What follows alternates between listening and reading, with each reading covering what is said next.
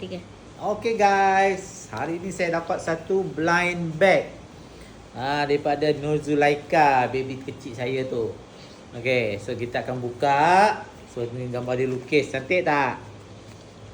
Gambar tiger, panda, jirafah, animal raw. Wah, tak tahu lah apa maksudnya.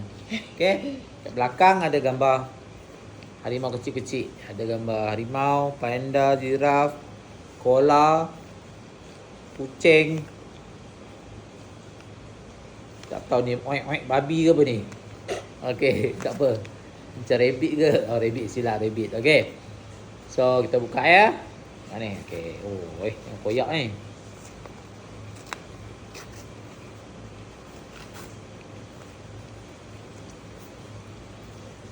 Okey. Tengok apa yang kita dapat. Okey. Deng deng deng. Cing. Lagi kotak tanda soal pula. So, kena buka juga yang ni.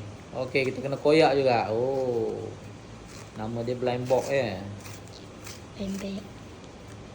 Blind bag, sorry ya kawan-kawan . Kita tengok apa yang kita dapat.